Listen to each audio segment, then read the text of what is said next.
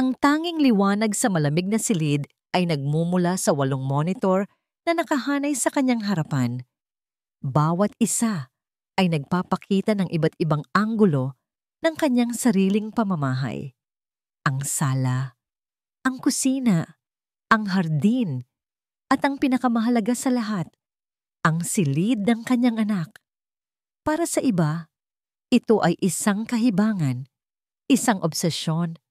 Pero para kay Vicente Almeida, ito ang tanging paraan para makatulog siya sa gabi.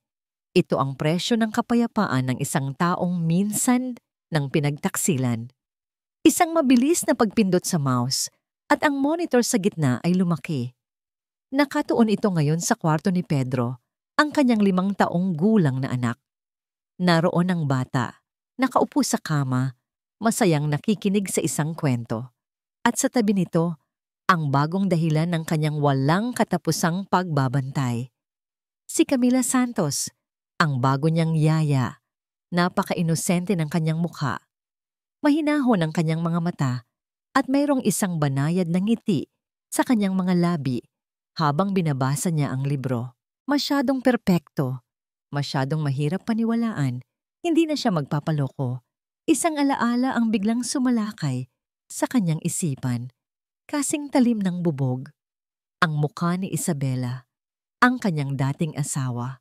Ang mga ngiti nito na puno pala ng lason, ang mga yakap na may kasamang pananaksak sa likod, ang plano nitong itakas, ang sarili nilang anak, kapalit ng pera. Ang pagtataksil, isang salitang napakadaling bitawan, pero ang mga sugat na iniiwan nito ay habang buhay. Mula noon, nagtayo siya ng mga pader sa paligid ng kanyang puso at ng kanyang tahanan. At ang mga kamera na ito, ang mga bantay sa pader na yon. At pagkatapos, malambing na sabi ni Camila sa monitor, ang munting kuneho ay natulog ng mahimbing sa ilalim ng mga bituin. Isinara ni Camila ang libro. Hinaplos niya ang buhok ni Pedro. Isang simpleng kilos, pero para kay Vicente, isa itong eksena na kailangang suriin. Bawat ngiti, bawat haplos, bawat salita. Mayroon bang kakaiba sa pagkurap ng kanyang mga mata? Masyado bang matagal ang pagkakatitig niya sa litrato ng pamilya na nasa tabi ng kama ni Pedro? Tinuon niya ang kamera sa litrato. Nandoon siya, si Pedro, at siya, si Isabela. Bago pa gumuho ang mundo niya, nakita niya sa screen ang pagbabago sa ekspresyon ni Camila. Isang bahid ng lungkot. Bakit? Ano ang alam niya? O isa lang ba itong magaling na pag-arte para makuha ang loob ng lahat? Tumayo si Vicente. Oras na para magpakita. Oras na para iparamdam kung sino ang nagmamay-ari ng bahay na ito. Lumabas siya sa kanyang tagong silid at tinahak ang pasilyo patungo sa kwarto ni Pedro. Bawat hakbang niya ay mabigat at may awtoridad. Kumatok siya ng 2 beses bago buksan ang pinto. Agad na napalingon si Camila, bahagyang nagulat. Ngumiti ito ng magalang. Sir Vicente, good evening po. Hindi niya sinuklian ang nangiti. Tumingin lang siya ng diretso sa mga mata nito. Tapos na ba siya? Tanong niya. Ang boses ay malamig at walang emosyon. Opo, sir. Katatapos lang po ng kwento. Matutulog na rin po si Pedro. Sagot ni Camila, hindi nagpatinag sa kanyang lamig. Lumapit si Vicente sa kama at hinalikan sa noo ang kanyang anak. Good night, champion. Bulong niya. Good night, daddy. Sagot ni Pedro na medyo inaantok na. Humarap muli si Vicente kay Camila. May mga patakaran ako, Miss Santos, at gusto kong malinaw ang lahat mula sa simula. Tumango si Camila. Naiintindihan ko po, sir. Una, bawal ang paggamit ng cellphone habang oras ng trabaho, maliban kung emergency. Pangalawa, lahat ng pagkain ni Pedro ay dadaan muna sa akin. Pangatlo, bawal magpapasok ng kahit sinong hindi ko kilala sa pamamahay na ito. Naglista pa siya ng ilang patakaran. Bawat isa ay mas istrikto kaysa sa nauna. Ginawa niya ito para subukan siya, para makita kung may babagsak sa kanyang maskara. Pero nanatili lang kalmado si Camila. Masusunod po, Sir Vicente. Ang kaligtasan po ni Pedro ang pinakamahalaga. May kung anong kislap sa mga mata nito. Isang kislap ng sinseridad na halos muntik nang tumagos sa kanyang pader. Halos. Mabuti kung nagkakaintindihan tayo, sabi na lang ni Vicente bago tumalikod at naglakad palabas ng silid. Bumalik siya sa kanyang lungga, sa kanyang mga monitor, sa kanyang mundo kung saan siya ang may kontrol. Umupo siyang muli at pinanood ang bawat kilos ni Camila. Nakita niyang inayos nito ang kumot ni Pedro, pinatay ang ilaw sa tabi ng kama, at dahan-dahang lumabas ng kwarto. Lumipas ang ilang oras. Tahimik na ang buong bahay. Ang tanging maririnig ay ang mahinang ugong ng aircon at ang pagtibok ng sarili niyang puso. Patuloy siyang nagbantay, nag-aabang. Alam niyang lahat ng tao ay may itinatago at determinado siyang alamin kung ano ang kay Camila. Nang malapit ng maghating gabi, nakita niya ito. Ang pinto sa kwarto ni Camila ay dahan-dahang bumukas. Sumilip siya sa kaliwat kanan ng pasilyo. Nang makita niyang wala ng tao, maingat siyang lumabas. Hindi siya bumalik sa kusina o sa sala. Ang mga paa niya ay patungo sa isang direksyon, sa lugar na pinagbabawal niya sa lahat. Ang kanyang pribadong library. Naniga si Vicente sa kanyang upuan. Ang library. Ang lugar kung saan nakatago ang mga pinakamahahalagang bagay sa pamilya nila. Mga papeles, mga alahas na pamana, ang safe. Napanood niya sa monitor kung paano nito pinihit ng dahan-dahan ang siradura. Tila ba ayaw gumawa ng ingay. At pagkatapos, pumasok ito sa loob at isinara ang pinto. Isang malamig na ngisi ang gumuhit sa mga labi ni Vicente. Isang ngisi ng tagumpay at pait. Sa huli, tama na naman siya. Lahat sila ay pare-pareho. Hinawakan niya ang kanyang cellphone, handang tawagan ng security. Pero nagbago ang isip niya. Gusto niyang mahuli ito sa akto. Gusto niyang makita mismo ang ekspresyon sa mukha nito kapag nabuking na ang tunay nitong kulay. Dahan-dahan siyang tumayo, pinatay ang mga monitor at iniwan ang silid sa kadiliman. Sa kanyang isipan, isang boses ang bumubulong. Isang boses na puno ng galit at karanasan.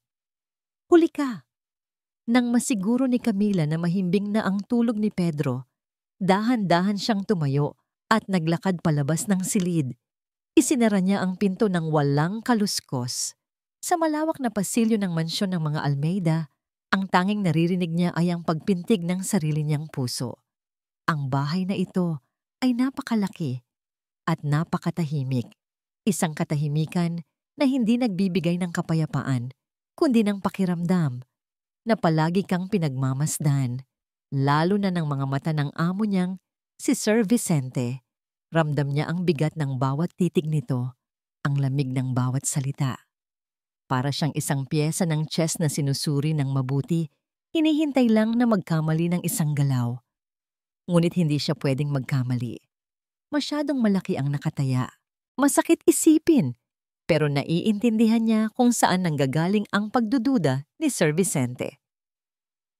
Sa maikling panahon niya sa bahay, narinig na niya ang mga bulong-bulungan mula sa ibang kasambahay tungkol sa nangyari sa dati nitong asawa.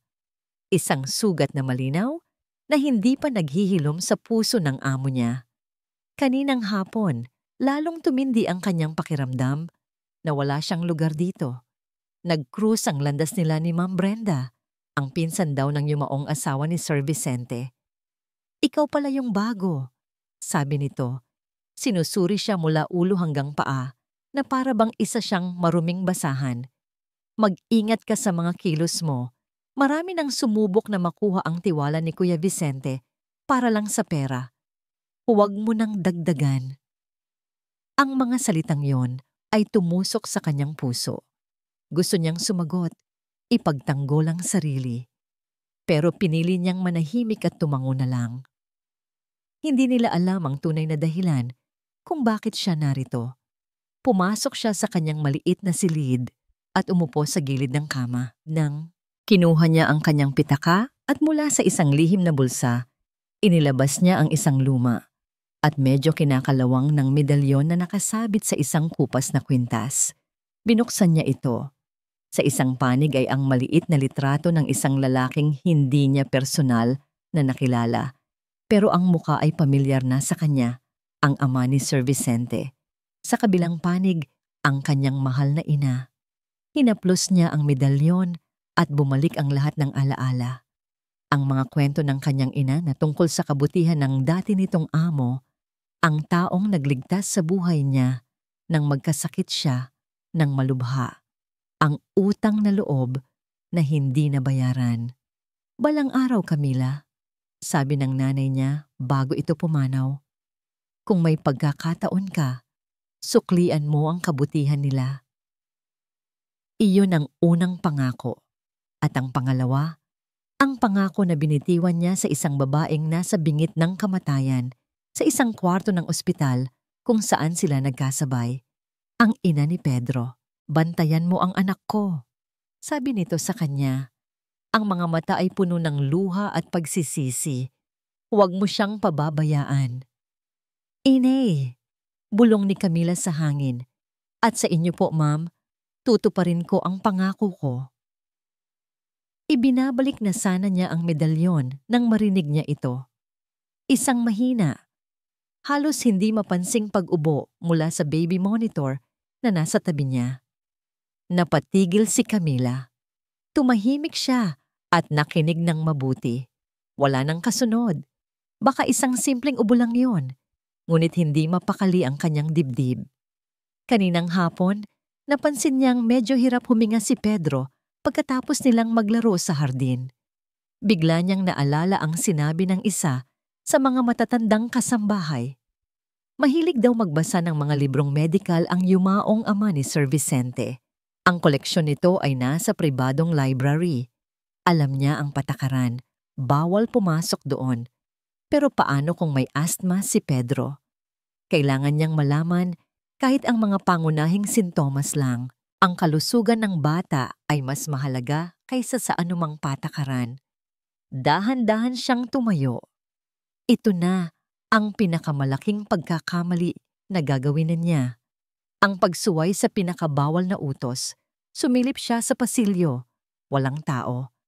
Ang tanging ilaw ay nagmumula sa buwan na sumisilip sa malaking bintana sa dulo.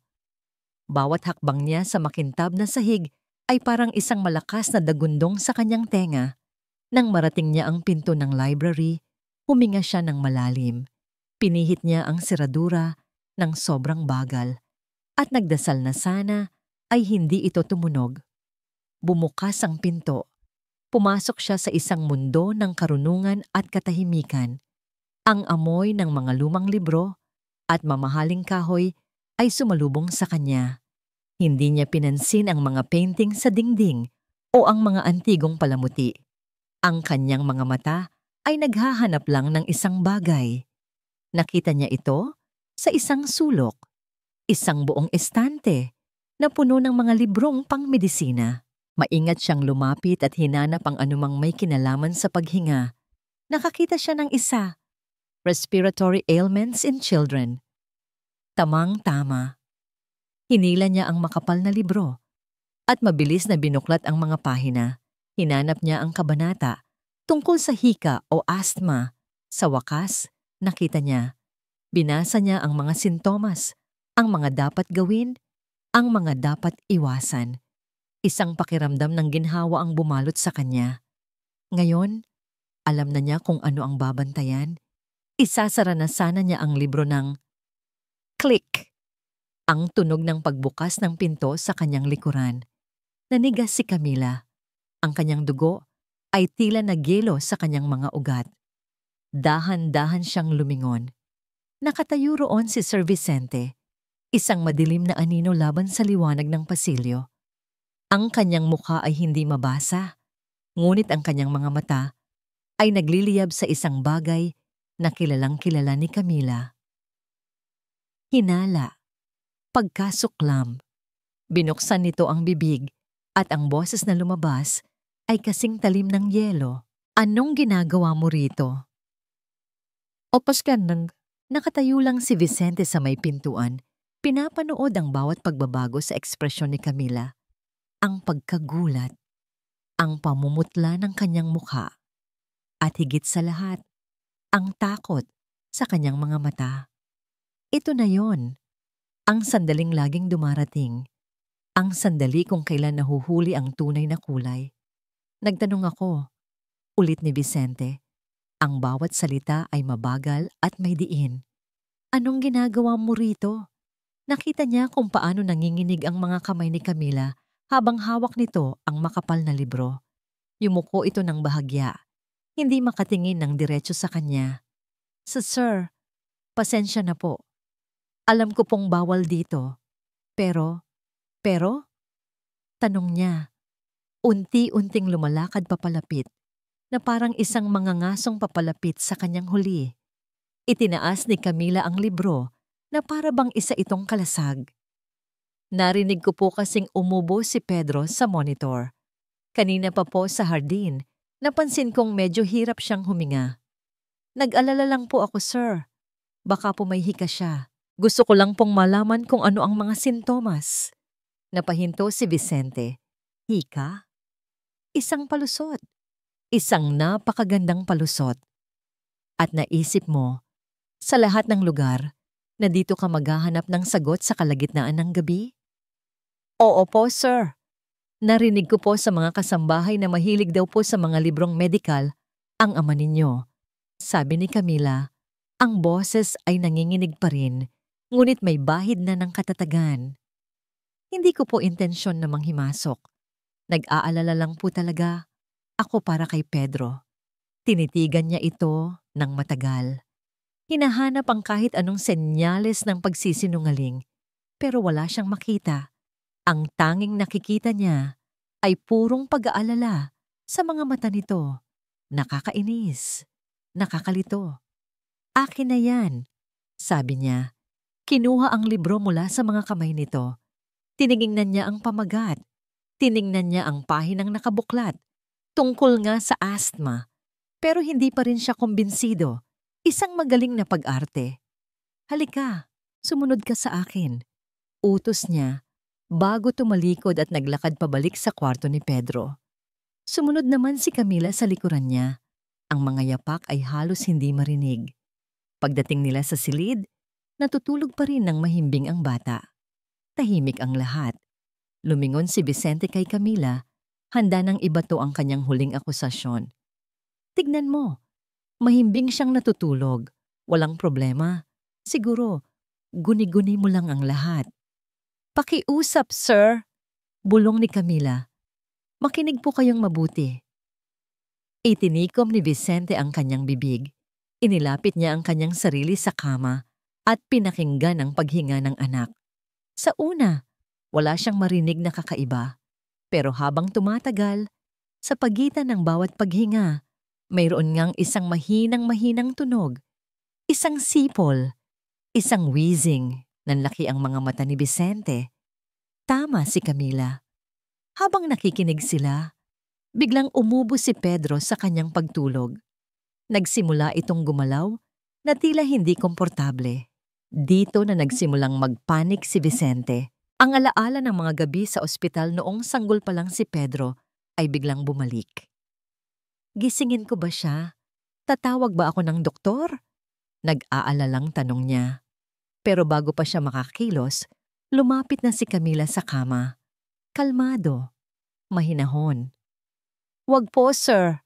Baka lalo siyang mabigla, sabi niya sa isang mahinang boses. Maingat niyang inalalayan ang ulo ni Pedro at itinaas ito ng bahagya, pit. Ang isang dagdag na unan. Hinaplos niya ang dibdib ng bata sa isang mabagal at ritmikong paraan. Okay lang yan, Pedro. Bulong niya, ang boses ay puno ng lambing. Hinga lang ng malalim, nandito lang si Ate Cami. Parang mahika, unti-unting kumalma ang paghinga ni Pedro. Nawala ang mahinang sipol. Bumalik sa mahimbing na pagkakatulog ang bata. Ngayon ay mas komportable na. Nakatayo lang si Vicente sa isang sulok, hindi makapagsalita. Pinanood niya ang lahat. Ang kahusayan ni Camila, ang natural na pag-aalaga nito na hindi mo maipagkakamali. Walang pag-aalinlangan, walang takot, tanging purong pagmamalasakit. Ito ang unang pagkakataon sa loob ng napakatagal na panahon na naramdaman niyang hindi siya nag-iisa sa pag-aalaga kay Pedro. Tumayo ng tuwid si Camila at humarap sa kanya. Sa tingin ko po, sir, mild attack lang po yun. Mas mabuti po kung mapatingnan natin siya sa doktor bukas para makasiguro.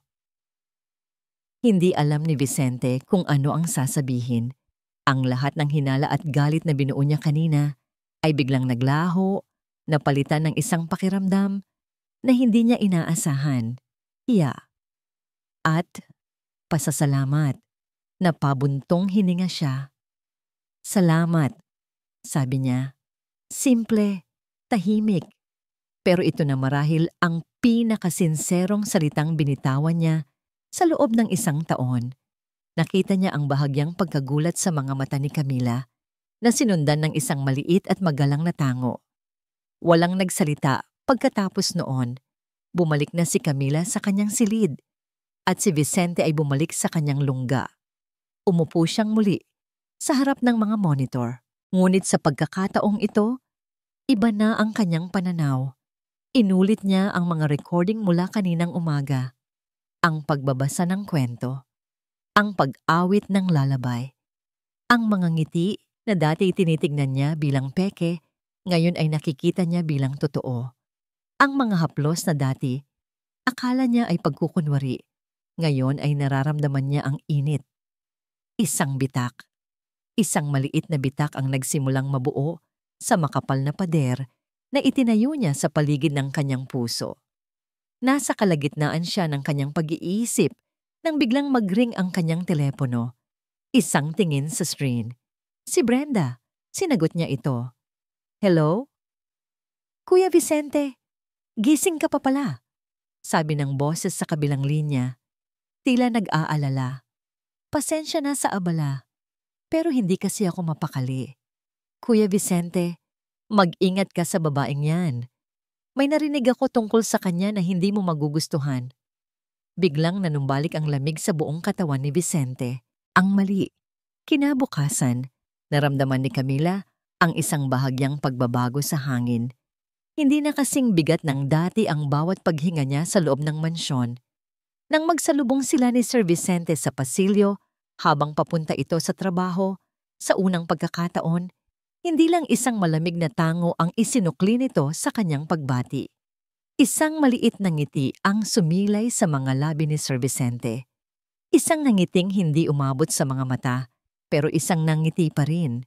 Para kay Camila, iyon ay parang pagsikat ng araw pagkatapos ng isang mahabang gabi.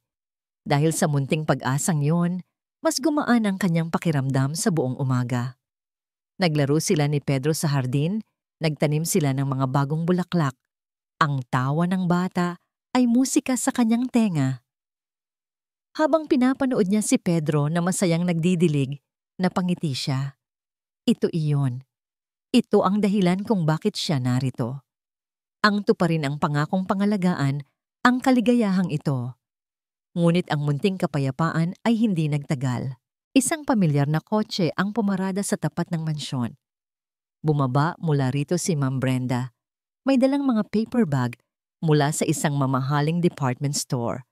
Ang kanyang nangiti ay kasing lapad ng dati. Pero ang kanyang mga mata ay nanatiling malamig nang tumama ito sa direksyon ni Camila. Hello Pedro, my love. May pasalubong si Tita Brenda sa'yo. Masiglang bati nito. Ang lahat ng yon ay naglaho na parang bula nang biglang umiyak si Pedro pagkatapos ng pananghalian. My tablet! Nasaan ang tablet ko? Sigaw ng bata. Hinahanap ang paborito nitong gadget na laging ginagamit para manood ng cartoons. Hinalughog nilang lahat ang silid laruan. Tumingin sila sa ilalim ng sofa, sa likod ng mga kurtina, sa loob ng mga kabinet. Pero wala. Camila, sabi ni Sir Vicente, nakadarating lang mula sa trabaho at naabutan ng kaguluhan. Saan mo huling nakita ang tablet? Nasa lamesa lang po sa may sala, sir. Doon po kami huling naglaro ni Pedro bago mananghalian, sagot ni Camila. Nagsisimula na ring kabahan. Si Brenda, na kanina pa tahimik na nanonood sa isang sulok, ay biglang nagsalita na may tono ng pekeng pag-aalala. Ay nako, baka kung saan lang nailagay ng bata. Minsan talaga, may mga bagay na nawawala na lang bigla, lalo na kung may mga baguhan sa bahay. Ang patama ay malinaw at direkta. Ramdam ni Camila ang pag-init ng kanyang mga pisngi. Teka, hanapin ko sa laundry room. Biglang sabi ni Brenda, na para bang isang magaling na ideya ang pumasok sa isip niya. Baka naman aksidenteng napasama sa mga labahin? Pumunta si Brenda sa laundry room. Makalipas lang ang ilang sandali, bumalik ito na may hawak na tagumpay sa kanyang muka. Hey, salamat! Nakita ko na! Nasa kamay niya ang tablet. Nasa loob ng basket ng mga labahin mo, Camila. Siguro nadala mo nang hindi mo namamalayan. Lahat ng mata ay napunta kay Camila. Ang mga mata ng ibang kasambahay ay puno ng pagtataka. Ang mga mata ni Pedro ay puno ng pagkalito. At ang mga mata ni Sir Vicente. Ang mga matang iyon ang pinakamasakit sa lahat. Ang munting kislap ng tiwala na nakita niya kaninang umaga ay wala na. Ang bumalik ay ang pamilyar na lamig. Ang pader na nagsimulang magkaroon ng bitak ay tila muling buo at mas matibay pa kaysa dati. Camila, sigurado ka bang wala kang alam dito? Tanong ni Sir Vicente. Ang boses ay kalmado, ngunit may bigat. Po, sir, hindi ko po gagawin yun. Halos pabulong na sagot ni Camila. Pinipigilan ang panginginig ng kanyang boses. Hindi ko po alam kung paano napunta yan doon. Hindi na sumagot si Sir Vicente. Kinuha lang niya ang tablet, ibinigay kay Pedro, at pagkatapos ay umakyat sa kanyang opisina nang walang imik. Naiwan si Camila sa gitna ng sala. Pakiramdam niya ay siya ang sentro ng isang silensyosong paghuhusga. Ang ngiti ng tagumpay sa mga labi ni Brenda ay isang sampal na hindi niya makakalimutan. Nang gabing iyon, sa kanyang silid hindi mapakali si Camila. Paano nangyari iyon? Sigurado siyang hindi niya dinala ang tablet. Imposible. Isang patibong. Alam niyang isang patibong yon, pero wala siyang pruweba. Wala siyang kakampi. Paano niya tutuparin ang kanyang pangako sa isang bahay kung ba saan ang bawat kilos niya ay binabantayan at ang bawat pagkakamali ay isang sentensya? Napatingin siya sa bintana, sa madilim na hardin sa labas. Pakiramdam niya, ang mga anino sa dilim ay gumagalaw. Naglalaro ng isang larong hindi niya maintindihan at siya ang taya. Samantala, sa kanyang tagong silid, nakaupo si Vicente sa harap ng kanyang mga monitor. Paulit-ulit niyang pinapanood ang recording ng mga pangyayari sa sala kanina. Nakita niya si Pedro na iniwan ang tablet sa lamesa. Nakita niya si Camila na iniligpit ang mga laruan. Nakita niyang pumasok si Brenda. At doon, sa isang sulok ng screen, may isang bagay siyang napansin. Isang bagay na hindi niya nakita kanina. Bago mawala ang tablet mula sa lamesa, may isang anino. Isang mabilis na anino na dumaan sa gilid ng kamera. Masyadong mabilis para makilala. Pero malinaw na may isang taong kumilos sa sandaling iyon. Sa sandaling nakatalikod si Camila. Hindi niya nakitang kinuha ni Camila ang tablet. Ngunit hindi niya rin nakita kung sino ang totoong kumuha. Napasandal si Vicente sa kanyang upuan. Ang isip ay gulong-gulo. Sino ang nagsasabi ng totoo? At sino ang naglalaro ng laro ng mga anino sa loob ng kanyang sariling pamamahay? Ang imahe ng mabilis na aninong yon ay hindi maalis sa isip ni Vicente. Paulit-ulit niyang pinanood ang recording. Sinusubukang i-pause sa eksaktong sandali. Ngunit masyadong malabo ang kuha. Ang tanging sigurado siya ay hindi iyon si Camila. Kinabukasan, dala-dala niya ang bigat ng pagdududa. Hindi na ito tungkol kay Camila. Ito ay tungkol kay Brenda. Bakit niya gagawin yon? Ano ang motibo niya? Habang nag-aalmusal, tahimik niyang pinagmasdan ang dalawa. Si Camila, na halatang may dinadalang bigat sa kanyang mga mata, ay maingat na inaasikaso si Pedro. Si Brenda naman, na dumating ng maaga para kamustahin ang bata, ay masayang masaya. Ang bawat salita ay matamis na lason. Ay Pedro, dapat mas maingat ka na sa mga gamit mo, ha? Sabi ni Brenda, habang sinusubuan ng pancake ang bata. Baka mawala ulit. Mahirap na. Baka mapunta sa kamay ng iba. Hindi na napigilan ni Vicente. Brenda, pwede ba tayong mag-usap sandali sa opisina ko? Tanong niya. Ang boses ay formal at walang emosyon. Nabigla si Brenda, ngunit mabilis ding nakabawi. Sure kuya, anything for you. Sa loob ng kanyang opisina, umupo si Vicente sa kanyang swivel chair at pinag-cross ang mga kamay sa ibabaw ng lamesa.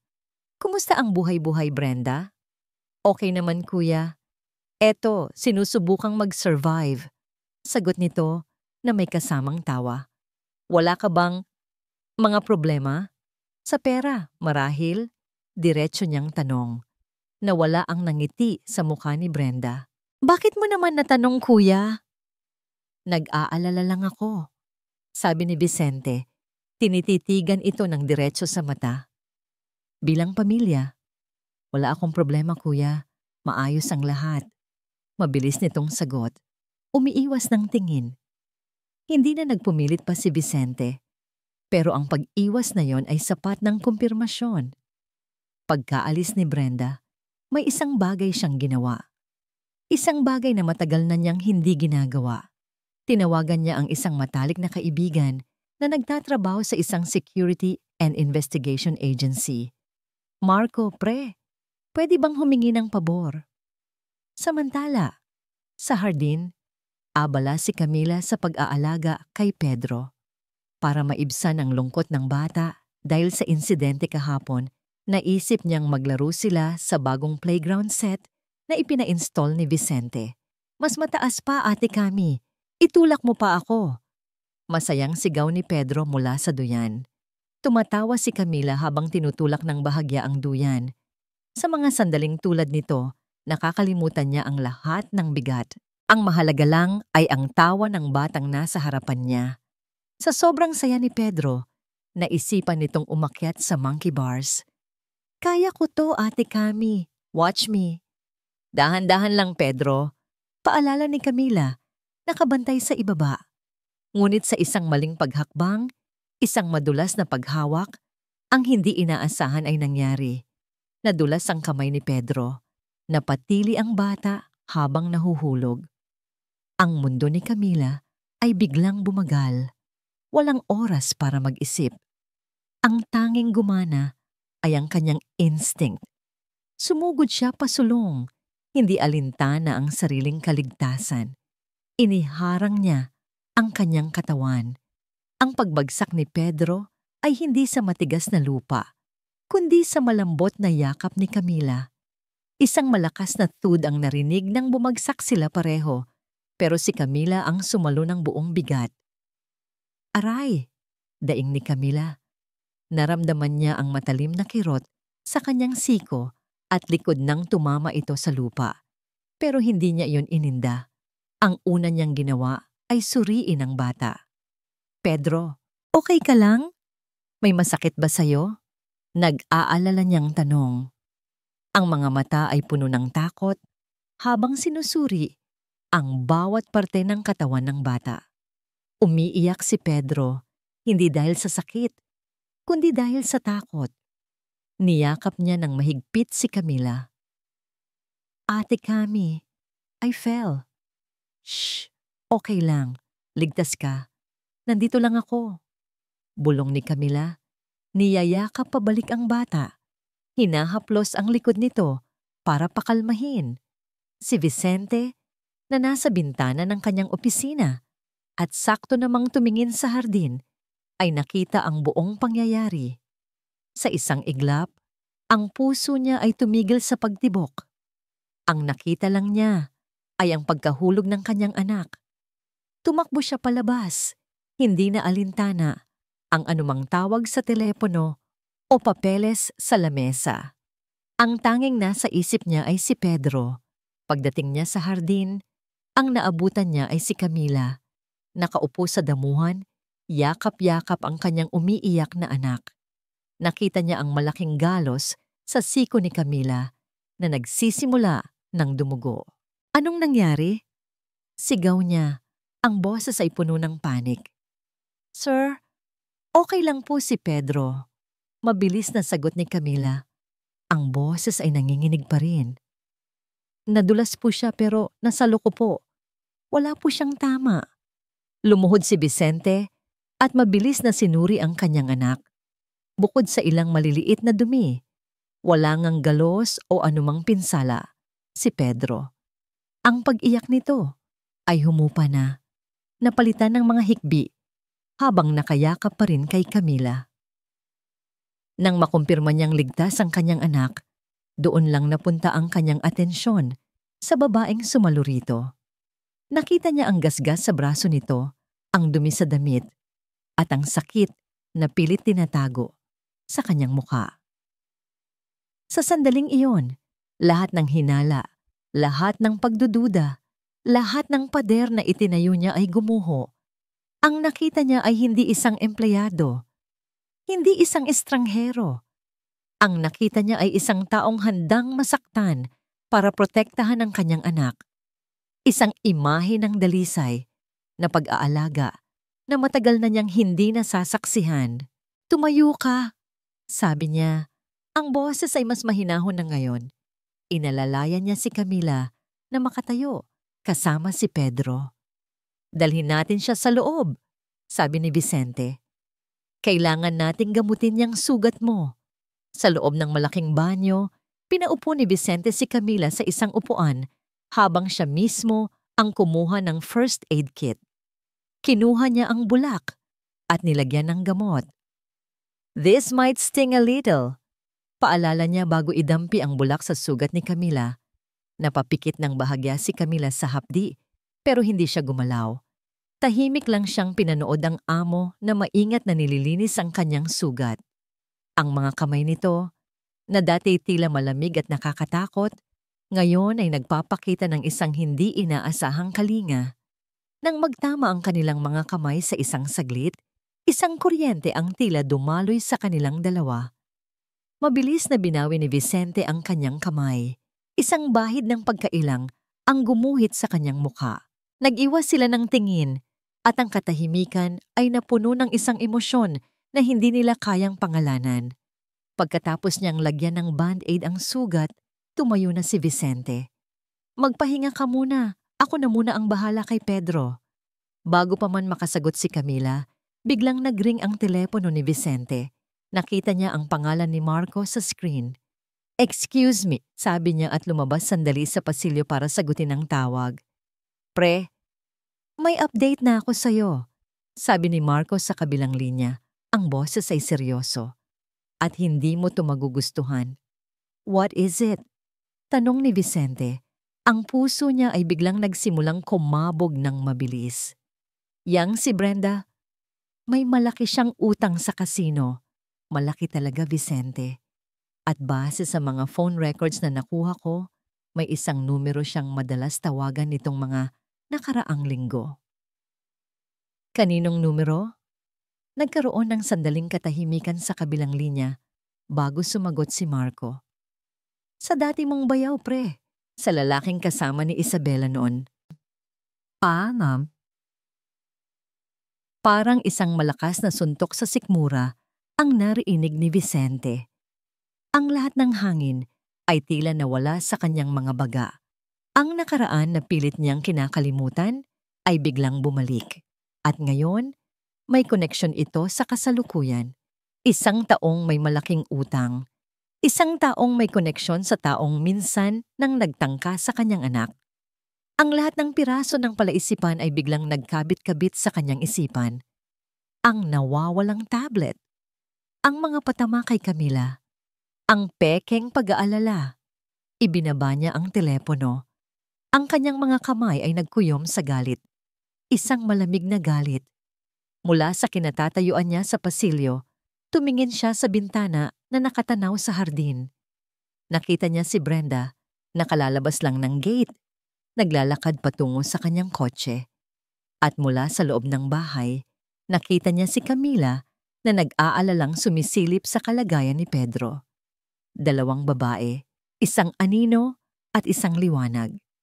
At ngayon, sa wakas, malinaw na sa kanya kung sino ang sino. Naramdaman niya ang pait sa kanyang lalamunan. Ang ahas ay hindi pala nasa labas.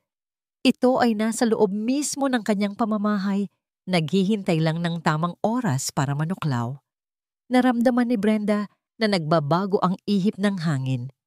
Ang dating malamig na pakikitungo ni Vicente kay Camila ay unti-unting nawawala.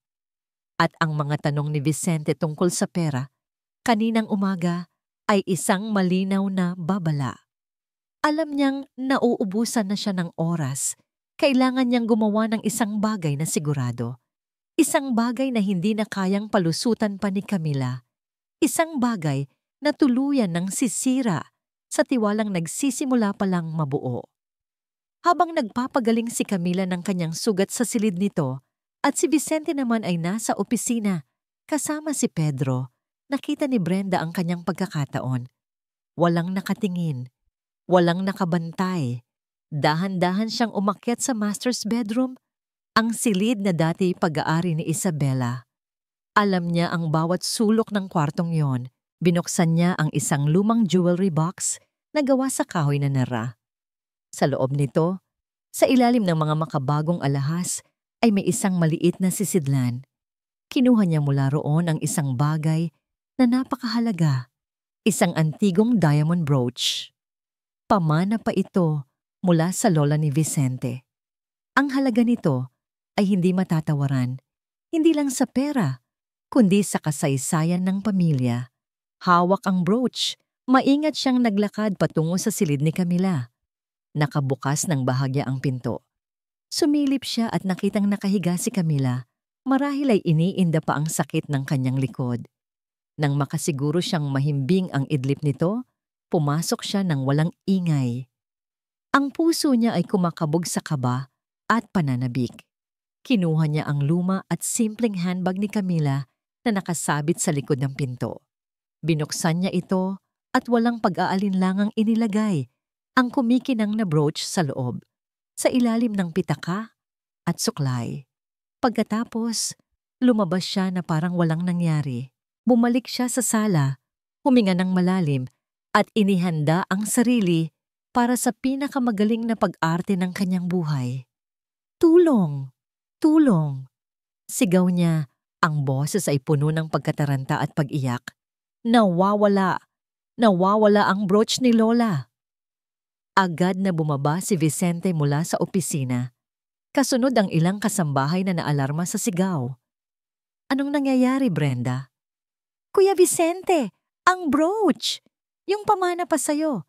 Tiningnan ko lang sana sa jewelry box, pero wala na doon. Humahagulgol na, sabi ni Brenda. May kumuha. May magnanakaw sa bahay na to. Ang salitang magnanakaw ay umaling-awngaw sa buong kabahayan. Si Camila, na nagising sa sigawan, ay lumabas ng kanyang silid. Ang mukha ay puno ng pagkalito.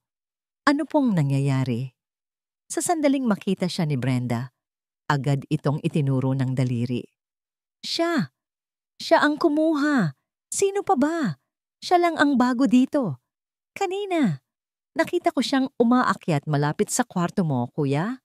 Isang kasinungalingan, pero sa gitna ng kaguluhan, ito ay parang katotohanan. Ano po? Hindi po totoo yan. Depensa ni Camila. Ang mga mata niya ay nanlalaki sa gulat at takot. Nasa silid lang po ako buong oras. Huwag ka nang magsinungaling! Sigaw ni Brenda. Lumalapit kay Camila na para bang sasakmalin ito. Alam ko ang mga estilo ninyong mga mahihirap. Nagpapakitang gila sa simula. Pero ang totoo, naghihintay lang ng tiyempo para magnakaw. Ang mga akusasyon ay mabibigat at nakakabingi. Lahat ng mga kasambahay ay nakatingin kay Camila. Ang dating palakaibigang nangiti nila ay napalitan ng pagdududa. Humarap si Camila kay Vicente. Ang kanyang mga mata ay nagmamakaawa. Naghahanap ng kahit isang bahid ng paniniwala, ng tiwalang nakita niya kanina lang. Sir Vicente, pakiusap po. Maniwala po kayo sa akin. Hinding-hindi ko po magagawa yan. Ngunit si Vicente ay nakatayo lang doon. Ang muka ay parang isang blangkong pader. Alam niya ang katotohanan. Alam niya ang laro ni Brenda. Ngunit ang ebidensya ay napakalakas. Ang sitwasyon ay perpektong isinadula. Gulat siya sa kung hanggang saan kayang gawin ni Brenda. Kung hindi ikaw, edi patunayan mo. Hamon ni Brenda. Patingin kami ng bag mo. Kung wala kang itinatago, hindi ka matatakot. Napaatras si Camila. Pero, pribadong gamit ko po iyon. Aha, kita niyo na? Ayaw niyang ipakita. Sigaw ulit ni Brenda. Dahil nandoon ang brooch. Manang Lita, ikaw ang kumuha ng bag niya. Si Manang Lita, ang pinakamatandang kasambahay, ay nag-aalangang lumapit kay Camila. Pasensya na, Hija. Sa ilalim ng matinding panggigipit, walang nagawa si Camila, kundi hayaang kunin ni Manang Lita ang kanyang handbag. Dinala ito sa gitna ng sala. Lahat ay nakatingin. Dahan-dahang binuksan ni Manang Lita ang bag at inilabas ang mga laman, ang pitaka, ang suklay, isang panyo, at pagkatapos, isang bagay na kumislap sa ilalim ng ilaw ng chandelier. Ang diamond brooch, isang kolektibong paghinga ng pagkagulat ang narinig mula sa lahat. Ang ebidensya ay hindi maitatanggi. Bumagsak ang mga balikat ni Camila. Ang kanyang lakas ay tila biglang naubos. Ang lahat ng pag-asa ay naglaho. Paano? Paano nangyari ito? Tumingin siya muli kay Vicente. Ang mga luha ay nagsisimula nang mamuo sa kanyang mga mata. Ngunit sa pagkakataong ito, ang nakita niya sa mukha ng lalaki ay hindi na blangko. Nakita niya ang pagkabigla, ang pagkalito, ang sakit ng isang taong hindi alam kung paano, sa gitna ng isang perpektong patibong, ipagtatanggol ang katotohanang siya lang ang nakakaalam. Ang kanyang pananahimik, ang pinakamasakit na hatol. Tumawag ka ng pulis, Vicente. Sigaw ni Brenda. Ang boses ay puno ng makamandag na tagumpay. Ipakulong mo ang magnanakaw na yan. Nakatayo lang doon si Camila. Ang mga luha ay malaya nang dumadaloy sa kanyang mga pisngi. Pakiramdam niya, gumuho na ang buong mundo sa kanyang paanan. Ang kanyang mga mata at ang mga mata ni Vicente ay muling nagtagpo. Isang tinginan na puno ng sakit, kawalan ng pag-asa, at isang katotohanang hindi masabi. Nakatayo si Vicente sa gitna ng lahat. Ang isip ay isang nagngangalit na bagyo sa gitna ng isang nagyayelong katahimikan. Ang bawat hibla ng kanyang pagkatao ay gustong sumigaw. Gustong ituro si Brenda at ibunyag ang kasinungalingan nito. Ngunit paano? Sa mata ng lahat, ang ebidensya ay solid. Ang patibong ay perpekto. Kung ipagtatanggol niya si Camila ngayon ng walang matibay na pruweba, lalabas lang siyang isang hangal na pinuno na pinoprotektahan ng isang magnanakaw. Dahil sa, isang kutob? Isang sandali ng kahinaan? Ang kanyang pananahimik ay hindi dahil sa pagdududa kay Camila. Ito ay dahil sa matinding galit sa sarili. Ang mismong sistema na binuo niya para protektahan ang kanyang pamilya, ang mga kamera, ang pagdududa, ay siya ngayong nagkulong sa kanya, hindi magawang kumilos para ipagtanggol ang isang inosenteng tao. Ano pang hinihintay mo, Vicente? Anong tinitingin-tingin mo dyan? Sigaw ni Brenda, na ngayon ay lasing na sa kanyang tagumpay. Hahayaan mo na lang bang nakawin ng babaeng yan ang alaala ng pamilya natin? Hindi po ako magnanakaw. Humihikbing sabi ni Camila. Ang boses ay basag at puno ng kawalan ng pag-asa. Wala po akong kinuha. Sinungaling, sagot ni Brenda. Sa sobrang galit, hindi na nito napigilan ang sarili. Hinablot nito ang braso ni Camila. Halika dito. Dapat sa'yo ang pulis. Ma'am, huwag po. Nasasaktan po ako. Pagmamakaawa ni Camila, sinusubukang pumiglas mula sa mahigpit na pagkakahawak ni Brenda. Sa gitna ng kanilang paghahatakan, isang bagay ang nahila. Ang manipis na kwintas sa leeg ni Camila ay biglang naputol. Isang maliit na bagay na gawa sa pilak ang lumipad sa hangin, umikot at bumagsak sa sahig na gawa sa marmol na may isang malinaw at malungkot na kalansing. Natigil ang lahat. Ang maliit na tunog na yon ay tila mas malakas pa kaysa sa lahat ng sigawan.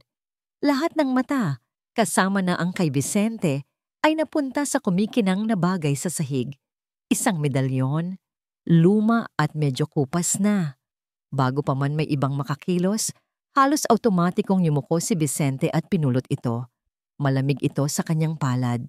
Bubuksan na sana niya ito para ibalik kay Camila nang mapansin niyang bumukas na pala ito ng bahagya dahil sa pagkakabagsak at ang litratong nasa loob ay nakatingin pabalik sa kanya. Isang pamilyar na mukha, isang mukhang araw-araw niyang nakikita sa mga lumang litrato sa kanyang opisina. Isang mukhang namana niya, ang kanyang ama. Ang buong mundo ni Vicente ay tila huminto. Ang ingay sa paligid ay nawala. Ang tanging nakikita niya ay ang maliit na litrato ng kanyang yumaong ama. Nakangiti sa loob ng isang medalyon na pag-aari ng babaeng inaakusahan niyang magnanakaw. Bakit? Ang tanging salitang lumabas sa kanyang bibig, isang bulong na puno ng pagkalito. Bakit nasa iyo ito? Tumingin siya kay Camila na ngayon ay nakatingin din sa medalyon na hawak niya. Ang mga luha ay patuloy na dumadaloy. Pamana po yan sa akin, sabi ni Camila sa pagitan ng mga hikbi. Regalo po yan ng ama ninyo sa nanay ko, si Elena, ang dati ninyong kasambahay. Elena. Ang pangalan ay tumunog sa isip ni Vicente. Naalala niya ang isang mabait na babae mula sa kanyang kabataan, ang tagapamahala ng kanilang bahay na palaging may dalang ngiti. Ang babaeng bigla na lang umalis dahil daw nagkasakit. Tila hindi pa sapat ang revelasyong yon, may napansin si Vicente sa likod ng panig kung nasaan ang litrato ng kanyang ama. May mga maliliit na letrang nakaukit dito. Kinailangan niyang ilapit ito sa kanyang mga mata para mabasa. At nang mabasa niya ang mga salita, ang puso niya ay parang piniga. Binasa niya ito ng malakas, sapat para marinig ng lahat sa silid. Para sa aking matapat na si Elena, salamat. Isang regalo. Hindi isang bagay na ninakaw. Isang simbolo ng pasasalamat at katapatan na naipasa mula sa isang ina papunta sa kanyang anak. Ang katahimikan sa silid ay nakakabingi. Si Brenda ay namutla. Ang kanyang bibig ay bahagyang nakabukas. Nawala ang lahat ng tapang niya. Napalitan ng purong gulat at takot. Baka ninakaw din niya yan, desperado niyang sabi. Sinusubukang iligtas ang kanyang sarili. Isang pamilya sila ng magnanakaw. Ngunit wala nang nakikinig sa kanya. Lalo na si Vicente. Hindi niya pinansin si Brenda. Hindi niya pinansin ang sinuman. Ang tanging nasa isip niya ngayon ay ang anino sa kamera. Ang kasinungalingan. Ang katotohanan na kailangan niyang makita mismo sa kanyang mga mata nang hindi nagsasabi ng kahit anong salita. Tumalikod si Vicente. Hawak pa rin ang medalyon sa isang kamay at ang brooch sa kabilang kamay. Tumakbo siya. Mabilis. Papunta sa hagdanan. Papunta sa kanyang tagong silid. Kailangan niyang makita ang recording. Ngayon din. Ang pinto ng kanyang tagong silid ay bumukas at sumara ng may malakas na kalabog. Hindi na ininda ni Vicente ang pag-iingat. Ang tanging mahalaga ay ang mga monitor sa kanyang harapan. Nanginginig ang kanyang mga kamay habang hawak niya ang mouse.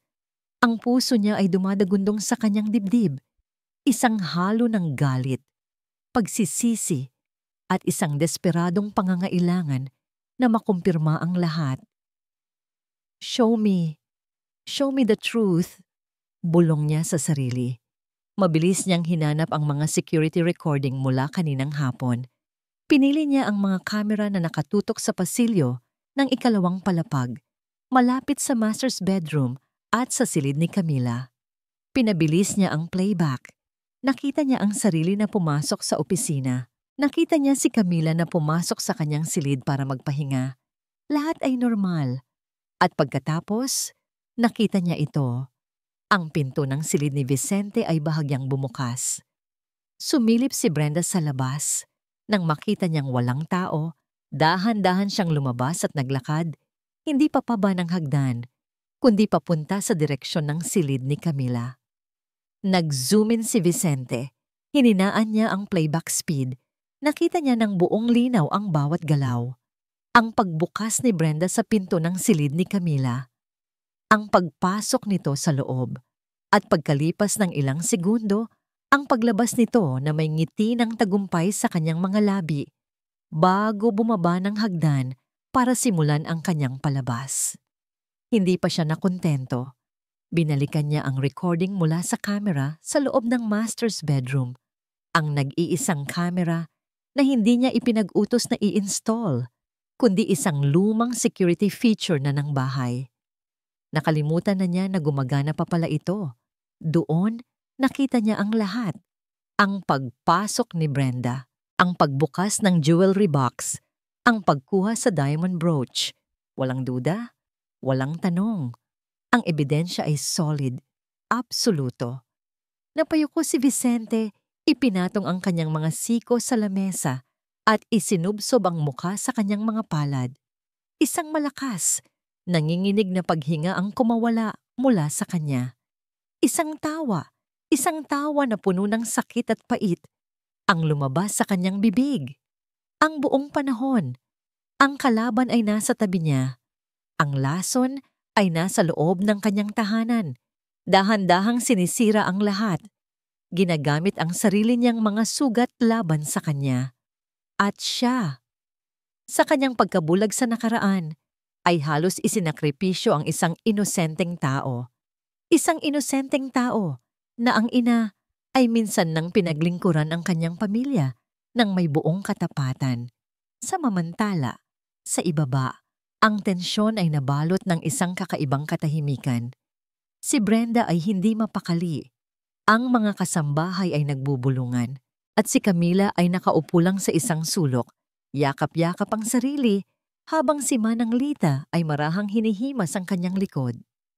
"Totoo ba, Hija?" tanong ng matanda. "Ang nanay mo ba talaga, si Elena?" Tumango si Camila. Ang mga luha ay muling dumaloy. "Opo, Manang. Bago po siya mamatay, ipinangako niya po sa akin na susuklian ko ang kabutihan ng mga Almeida." At pagkatapos, sa isang mahinang boses, idinugtong niya ang isang sikretong mas mabigat pa kaysa sa nauna. "At may isa pa po akong pangako, bago po mamatay si Ma'am Isabela." Ang asawa ni Sir Vicente, nagkasabay po kami sa ospital. Ipinangako ko po sa kanya na aalagaan ko si Pedro, na hindi ko siya pababayaan, kaya po ako nag-apply dito, hindi po para sa pera, kundi para sa mga pangako. Ang revelasyon ay nagdulot ng isa na namang alon ng pagkagulat sa mga nakarinig. Sa itaas, hindi ito narinig ni Vicente, pero hindi na niya kailangan. Sapat na ang kanyang nakita. Tumayo siya, ang katawan ay puno ng isang bagong determinasyon. Isang malamig na apoy ang nag-aalab sa kanyang mga mata. Kinuha niya ang kanyang tablet mula sa lamesa. Ini-download niya ang maikling video clip ng ginawa ni Brenda. Pagkatapos, bumaba siya ng hagdan. Bawat hakbang niya ay mabigat at may tunog ng isang paparating na paghuhusga. Lahat ng mata ay muling napunta sa kakanya. Nakita nila ang pagbabago sa kanyang mukha. Ang pagkalito ay wala na. Napalitan ng isang bakal na katiyakan. Huminto siya sa gitna ng sala, sa harap nilang lahat. Hindi niya tiningnan si Camila. Ang kanyang mga mata ay nakatuon lamang sa isang tao. "Brenda," sabi niya, "ang boses ay kalmado, ngunit may nakatagong panganib. May gusto akong ipakita sa lahat." Itinaas niya ang tablet. Pindot niya ang play button. At sa screen, sa harap ng lahat, ang katotohanang nakuhanan ng kamera ay nagsimulang umikot. Ang video ay umikot sa screen ng tablet. Tahimik ngunit mas malakas pa kaysa sa anumang sigaw. Nakita ng lahat ang pagpasok ni Brenda sa silid ni Vicente. Nakita nila ang pagkuha niya sa brooch. Nakita nila ang paglalagay nito sa bag ni Camila. Bawat galaw, bawat lihim na sulyap, bawat ngiti ng tagumpay ay nakahain para sa lahat. Walang maikakaila. Ang kulay sa mukha ni Brenda ay tuluyang nawala. Napalitan ito ng kulay abo ng takot at pagkatalo. Oh, hindi. Hindi totoo yan. Gawa-gawa lang yan. Desperado niyang sigaw. Ngunit wala nang naniniwala sa kanya. Ang mga mata ng mga kasambahay na dati puno ng pagdududa kay Camila ay ngayon nakatutok sa kanya ng may halong galit at pagkasuklam. Umalis ka, sabi ni Vicente. Ang boses ay hindi na nagtataas. Ngunit ang bigat nito ay sapat na para yumanig sa buong silid. Umalis ka sa bahay ko. At mula sa araw na ito, huwag ka nang magpapakita sa akin o sa anak ko. Hindi na kita pamilya. Sinubukan pa ni Brendang magmakaawa, lumuhod, umiyak. Ngunit para kay Vicente, siya ay isa na lamang estranghero. Isang multo ng nakaraang pagtataksil na sa wakas ay kailangan ng palayasin. Sa huli, walang nagawa si Brenda kundi tumayo. At sa gitna ng kahihiyan, lumabas ng pinto nang walang lingon-lingon. Nang mawala na siya, isang mabigat na katahimikan ang muling bumalot sa sala. Unti-unting nag-angat ng tingin si Camila. Ang kanyang mga mata ay nagtagpo sa mga mata ni Vicente. Ngayon, wala nang pader. Wala nang hinala. Ang tanging naroon ay ang krudong emosyon ng dalawang taong sinubok ng kasinungalingan at pinag-ugnay ng isang nakaraang hindi nila alam. Lumakad si Vicente papalapit sa kanya. Bawat hakbang ay tila isang pag-amin ng pagkakamali. Huminto siya sa kanyang harapan. Camila, sabi niya. At sa unang pagkakataon, narinig ni Camila ang pangalan niya mula sa bibig nito na walang bahid ng lamig, kundi puno ng bigat at pagsisisi. Patawarin mo ako. Ang dalawang salitang iyon ay puno ng kahulugan. Hindi lang ito paghingi ng tawad para sa maling akala ngayon, kundi para sa lahat ng araw ng pagdududa, sa bawat malamig na tingin, sa bawat hindi makatarungang patakaran. Nabulag ako ng nakaraan ko. Pagpapatuloy niya. Sa takot kong muling masaktan, muntik ko nang sirain ang pinakatotoong bagay na pumasok sa buhay namin ni Pedro. Hindi nagsalita si Camila. Tinitigan lang niya ito. Hinahayaan ang kanyang mga mata na magsalita para sa kanya. Halika, sabi ni Vicente. Inilahad ang kanyang kamay. May gusto akong ipakita sa iyo. Nag-aalangan man, tinanggap ni Camila ang kanyang kamay. Magkahawak kamay silang umakyat ng hagdan, habang ang mga kasambahay ay naiwan sa ibaba. Tahimik na nagmamasid, mga saksi sa isang mahalagang pagbabago. Dinala siya ni Vicente sa lugar na minsan ay naging simbolo ng kanyang takot, ang kanyang tagong silid na puno ng mga monitor. Sa harap ni Camila, isa-isang pinindot ni Vicente ang power button ng bawat monitor. Ang mga imahe ng sala, ng kusina, ng hardin, ng silid ni Pedro ay isa-isang naglaho, napalitan ng itim na screen. Wala ng mga pader sa pagitan natin, Camila, sabi niya. Wala ng mga nakatagong mata. Pagkatapos, kinuha niya ang medalyon mula sa kanyang bulsa at isinabit itong muli sa leeg ni Camila. Ang kanyang mga daliri ay bahagyang dumampi sa balat nito, isang mainit na koneksyon na nagpabilis sa tibok ng kanilang mga puso. Ang nanay mo ay nag-iwan ng isang pamana ng katapatan, sabi ni Vicente. At ikaw, tinupad mo ang isang pangako na nagmula sa kabutihan. Hindi ko alam kung paano magpapasalamat. Ang pag-aalaga po kay Pedro ay hindi isang obligasyon, sir. Sagot ni Camila sa wakas. Ang boses ay mahina, ngunit malinaw. Isa po itong karangalan. Ngumiti si Vicente. Isang tunay na ngiti na sa wakas ay umabot na sa kanyang mga mata. Huwag mo na akong tawaging sir at hindi ka na isang yaya sa bahay na ito. Napatingin si Camila, naguguluhan. Gusto kong manatili ka bilang bahagi ng pamilya namin, sabi ni Vicente, bilang tita Camila ni Pedro, bilang isang kaibigan. Ang mga luha na dumaloy sa mata ni Camila ngayon ay hindi na dahil sa sakit, kundi dahil sa ligaya. Sa wakas, natagpuan na niya ang isang tahanan. Makalipas ang ilang linggo, ang malaking mansyon ng mga Almeida ay hindi na isang malamig na kuta, kundi isang tunay na tahanan. Ang katahimikan ay napalitan ng tunog ng tawanan. Sa hardin, naghahabulan sina Pedro at Vicente. Si Camila ay nakaupo sa isang bench, pinapanood sila. Ang puso ay puno ng kapayapaan. Napahinto si Vicente sa pagtakbo at tumabi sa kanya. Pareho nilang pinanood si Pedro na masayang naglalaro sa duyan. Salamat, Camila, muling sabi ni Vicente, hindi nakatingin sa kanya, kundi sa kanyang anak. Niligtas mo hindi lang si Pedro, kundi pati ako. Tumingin sila sa isa't isa. Sa ilalim ng sikat ng hapon, sa gitna ng hardin na wala ng mga nakatagong kamera, isang bagong kwento ang nagsisimulang mamukadkad. Isang kwento na itinayo hindi sa pagdududa, kundi sa tiwala. Isang pag-ibig na ipinanganak mula sa isang pamana ng kabutihan at alam nilang pareho, ito ay simula pa lamang.